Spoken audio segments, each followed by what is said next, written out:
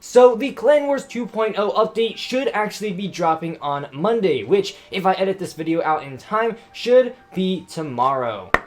Now, unfortunately for us, the dev team did not give any of us creators the update beforehand because they wanted us to experience the update for the first time along with the rest of you guys. Therefore, I don't exactly have too much information in terms of the update, but I am genuinely looking forward to experiencing everything that they have to offer with this next update. That being said, of course, the big topic of that update will be Clan Wars 2.0. And in each of those Clan Wars, players will have to make 4 different decks in order to participate in them. These 4 decks cannot have any overlapping cards, meaning that you're going to need a total of 32 cards in order to participate. These cards will be played at your own card levels, meaning that unfortunately, levels will play a part in Clan Wars. So creating 4 new decks with no overlapping cards can actually be somewhat difficult, and especially with 32 cards being required, maybe a little bit difficult to just give straight up the best combination, because a lot of you guys may not have those specific cards leveled up.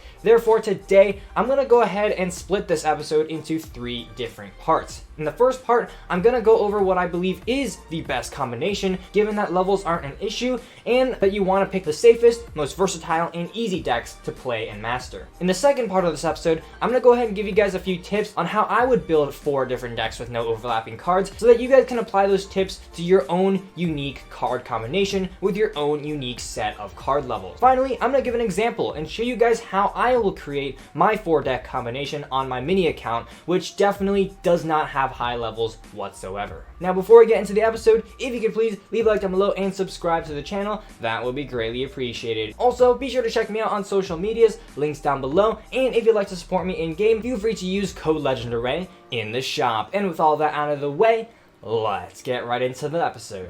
So, starting off this episode, let's go over what I believe is going to be the best 4 deck combination that you can run in the game right now. So let's start off with a quick summary. The 4 decks are going to be Royal Giant Cycle, Lava Loon, Barb Hut Graveyard, and Goblin Giant Sparky. Now, while I'm sure you can sub out some of these decks, these are all decks that I've seen succeed currently in this meta, and are all decks that are relatively easy to pick up and play at a relatively competent level. So let's go ahead and quickly break down each of these decks and give you guys a few quick tips on how I would play them. So starting off, we have this Royal Giant deck. Now, this deck, straight up the best deck in this current meta, definitely a must use if you do have the levels for it for sure. So starting off, this deck going to be a quick deck. So cycle some of your cards at the start, and the goal here is to just maintain such a high pressure that your opponents simply cannot build up big pushes that they want to.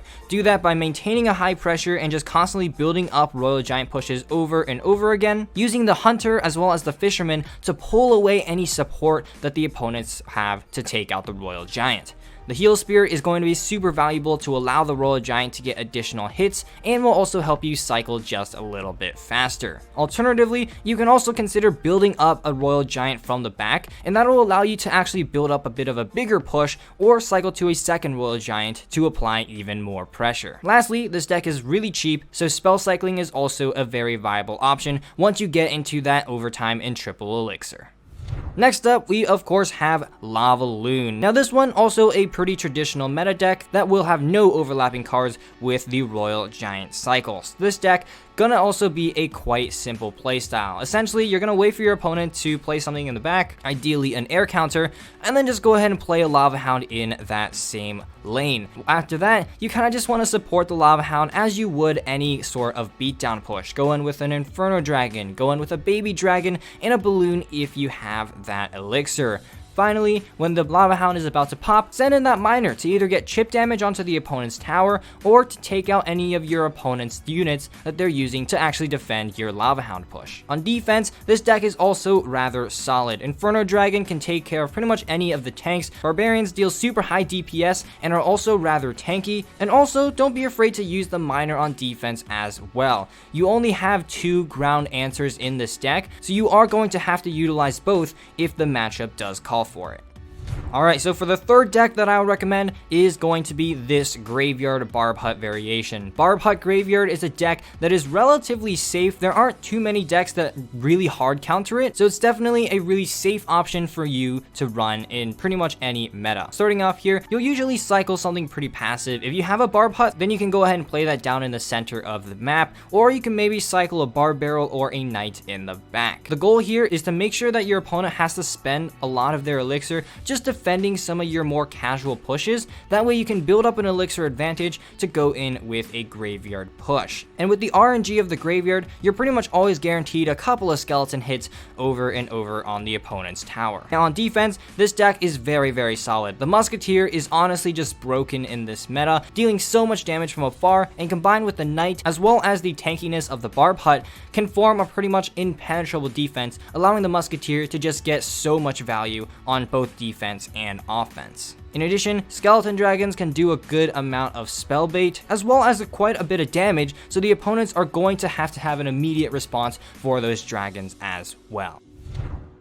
Lastly, we have this Goblin Giant Sparky deck. Now this deck is a little bit of an untraditional one. Most variations have like a Heal Spirit and Skeleton Dragons and a Rage, but because a lot of those cards were used in the other 3 decks, I've had to make a couple of substitutions in both the spells as well as some of the support troops. But the playstyle of this deck is still going to be rather similar to most Goblin Giant Sparky decks. Starting out the match, you can cycle some of your cheap cards, maybe a Mega Minion or your minions or your zap spell, because you want to be able to react to what your opponent plays first. If they play a big tank, go in with a Sparky in the same lane, or if they play down something cheaper, then maybe a Dark Prince or a mini P.E.K.K.A. will do. The goal here is to be able to take out their push at a positive elixir advantage and then have enough surviving units to build up a counter push and to shove a Goblin Giant in front of everything. The mini P.E.K.K.A., Dark Prince, and Sparky are all rather tanky units, so there's definitely quite a bit of potential that your pushes will be able to survive defenses. You can also just build up a push in the back, because after all, this is also a beatdown deck. So to do so, I'll generally just play a Sparky in the back first play. You have the mini P.E.K.K.A. as well as the Dark Prince to defend any sort of push in the opposite lane,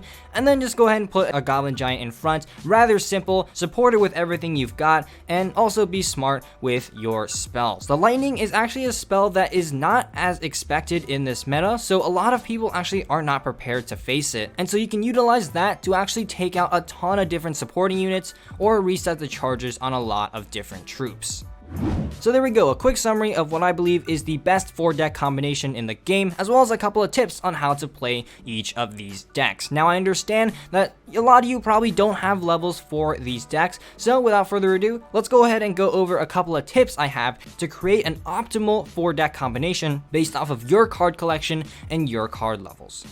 So starting off, I'm assuming most of you guys probably have one main deck that you guys are playing on ladder. That deck is most likely the one that you have leveled up the highest, so for the first deck to use in Clan Wars, 100% just run that deck. You're the most familiar with playing it, and it's your highest leveled, so make sure that you utilize that experience and level to your advantage. So there we go, first deck, pretty simple. Now the second deck is also not too complicated. Personally, what I like to do for this one is to just search online and find a meta deck that doesn't have any overlapping cards. Fortunately, this current meta is diverse enough that it's relatively easy to find a second deck, and the reason I like to do this is because you know that you're going to be picking a deck that has been tested and has proven to work over and over. Once you've built that deck, then you're going to want to look it over and consider making one of the following 2 adjustments. The first is to swap out any cards that are too low leveled. Sometimes you just simply won't have the levels for some of these cards, and of course, you can just go ahead and sub them out with a card that fills a similar role. Preferably this card would be of a higher level so that you have a bit of a better chance in the arena.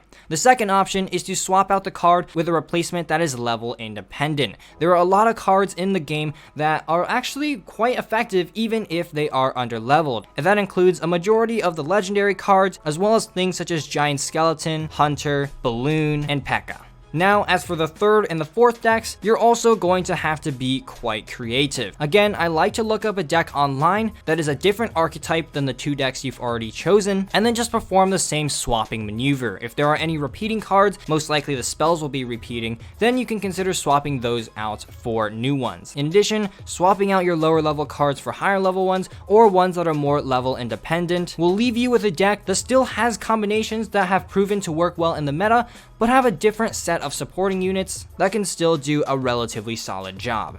Last but not least, for the fourth deck, I just like to straight up build this one from scratch. Take note of which cards you have left, and again, build the deck out of cards that are either going to be level independent or out of cards that you have that are highest level. Now, as with building any deck, make sure you have options to deal with tanks, to deal with splashers, to deal with swarms, and also to deal with air. That's a big one. Make sure you always have at least 2 air counters in every single deck that you build. Then, once you've built the 4 decks, make sure you at least give each deck a test run. That way, you'll have an idea on how exactly to play it, because while you can formulate a game plan in your head, you're not going to be able to have any real-time experience unless you actually play the deck in a couple of matches. So, now that we've gone over those tips on how to create a best 4 deck combination for your card collection, let's go over what I did on my mini account. Now, as you can see, most of the cards on the mini account are not high level at all. As you can see, the highest card level I have is a level 11 set of archers. Everything else is below that, so I'm gonna have to be a little bit creative when it comes to building a deck. So for the first deck I chose, I don't really have a main deck because I don't play on this account too often, but the deck that I am the most comfortable with is this new mortar bait variation. And as you can see, the levels aren't too shabby, tournament standard, so I'm pretty sure that I'll be able to take down some over-leveled decks within reason. Again, this is one of the decks that I am the most comfortable with, so this was a relatively simple option. Now for the second deck, you can see I picked a Mega Knight Ram Rider deck. Now I picked this deck for 2 reasons. The first is because you can see the cards are all rather level independent. Mega Knight works well at a low level, Inferno Dragon works well at a low level, and the Ram Rider also works well at a low level. Secondly,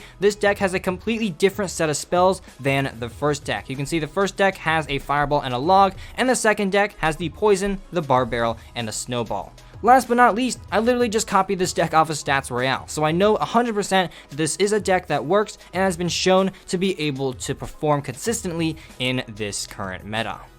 Now for the third deck, you can see that I had to get a little bit creative. I decided to go with a air deck in terms of the Lava Hound, because the only 2 small spells that I haven't really used are the Zap and the Arrows, and the only decks that generally work well with those are going to be either Lava Hound or maybe Giant Graveyard pushes. Now I don't have the Giant or the Graveyard leveled up very high, so Lava Hound was the obvious answer. You can see here, I picked 3 of my highest card levels here in the Lava Hound, the Night Witch, and the Baby Dragon. The Arrows and the Zap were pretty much a given, and then I just filled in the 3 remaining cards with a Splasher, a Tank Killer, and then something to deal with ground units. So you can see that while this deck does look a little bit different than a traditional Lava Loon deck, it still has all of the same elements, and therefore I'm still pretty confident that this is going to be a very viable deck. Finally, you can see for this fourth one, I went pretty crazy and just built my own deck right here. You can see I went in again with cards that are going to function well when under leveled, in terms of the Sparky, the Giant Skeleton, as well as the Hunter. I was also running out of win conditions that were high leveled, and the highest level win condition I had was the Hog Rider, so I'm gonna go ahead and play that Hog Rider in this deck. I was also running a bit low on spells, however I'm gonna treat the Giant Skeleton as a spell, and the Tornado functions very well with both the Giant Skeleton as well as the Sparky, so I figured that this deck was probably able to function effectively even without some sort of big spell.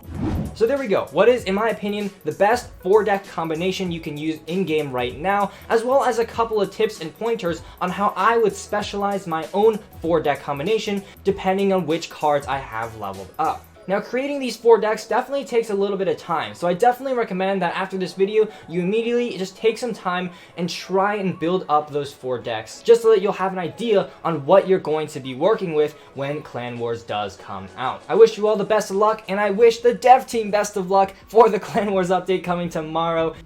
But unfortunately, guys, that's all I've got time for in today's episode. Huge thanks to all of my channel members. You guys are the absolute G's. If you enjoyed, please leave a like down below, as well as a subscription to my channel. And as always, this is Legendaray, and I'm signing off. See you guys next time.